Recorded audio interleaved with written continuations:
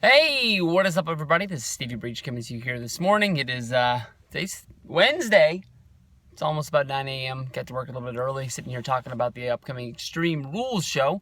I can honestly tell you that it's still a little bit confusing. The Extreme Rules and Payback switcheroo.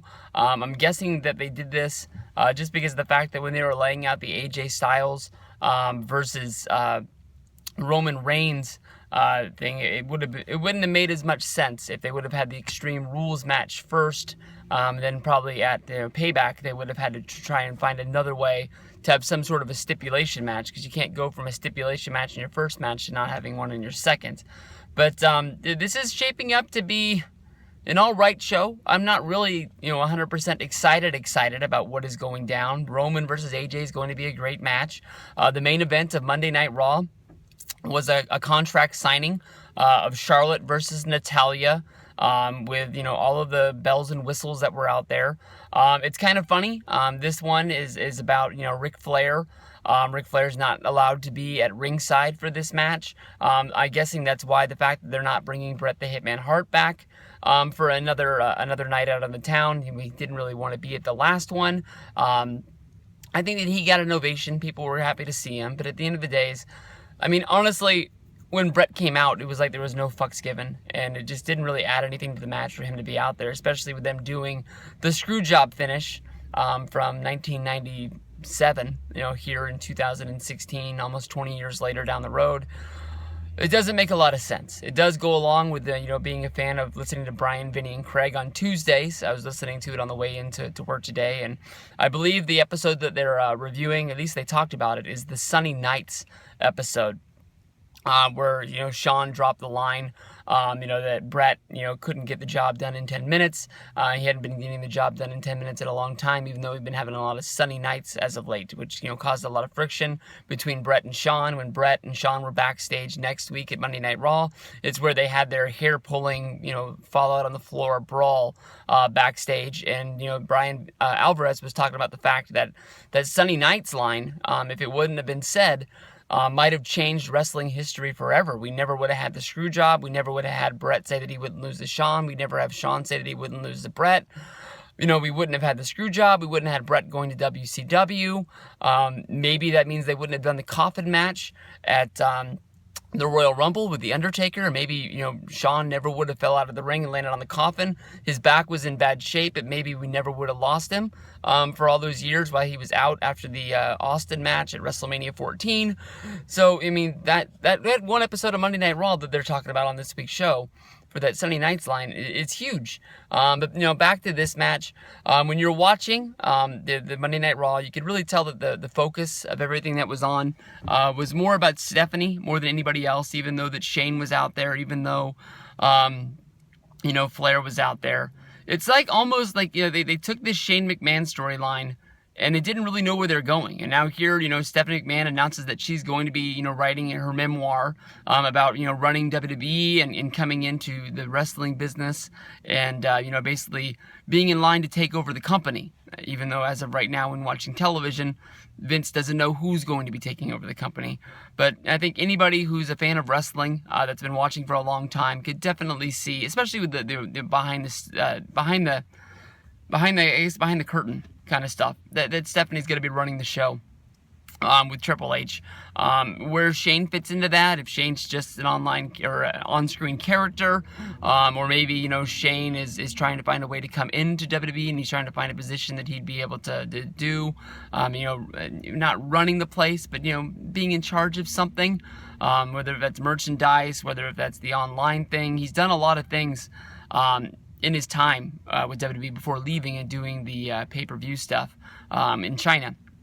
But I don't know. I mean, people were, kind of up in arms about this whole Shane McMahon thing because we could tell that they didn't know where they were going. Shane loses The Undertaker at WrestleMania.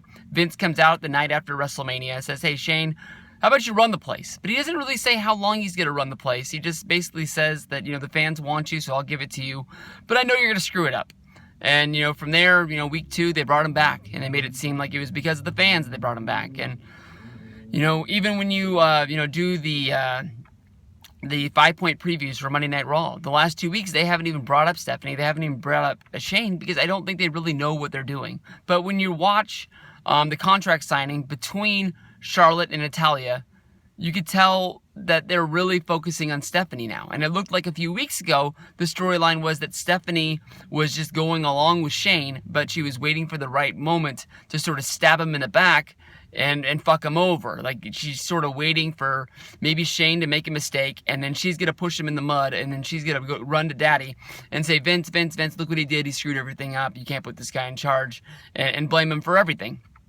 But when you watch the contract signing, they make her look like the most confident person in the world who knows what she's doing, and she's trying her best to be fair, and she's pointing out the fact that Shane McMahon looks up to Ric Flair, and she's going to make the right, stipulation, which makes her look like a good guy. She's helping Natalya, banning Ric Flair from ringside, basically saying that if Rick even, makes an entrance with Charlotte, that Charlotte will be forced to strip her championship, and she will lose at Extreme Rules, and Natalya will be the new champ. I can tell you this, Charlotte and Natalya have had good matches in the past. They had a good match at the Roadblock in Toronto. They had a good match at the NXT special where they crowned the new NXT champion, which I believe was after WrestleMania 30 when Paige left to go to the main roster. And that was the first time they did the whole Flair versus the Hearts deal. Now, I like Natalya, but I think this is Natalya's last stand. I can honestly see after this pay-per-view, we're going to be getting into Money in the Bank time, which leads into Battleground, which leads into SummerSlam. 3 really big shows. And I think that I think the next month, Money in the Bank is going to be the time in Las Vegas for Sasha Banks to step up to the plate and really knock one out of the park. I think that this is going to be a good match. I think that when it comes down to it, you're going to see that Charlotte is a really good wrestler. They're going to portray her as somebody who doesn't need the outside tricks, doesn't need the help of Charles Robinson, doesn't need the help of Ric Flair. She's just going to flat out beat Natalya, and that's just going to be it. Natalya will go to the back of the line of the women's division, and more than likely be the girl that people are saying this girl can really wrestle, but they don't really use on TV a lot because she's focused on Total Divas, and maybe she'll even go back into the role of managing Tyson Kidd. When Tyson's able to come back, every once in a while you hear things about him being close, or you hear things about him never being able to wrestle again, that they won't clear him. It's 50-50 back and forth. You hear something new every day about that, but we all can cross our fingers. Tyson Kidd is one hell of a talent. He's one hell of a wrestler. He's been there for a long time. We all want to see this guy come back. Whether if that's you want to see him with Cesaro, you want Cesaro to be a single, whether you want Tyson Kidd to be a single, whether if you want him to form a new tag team, we all just want, what's best for him.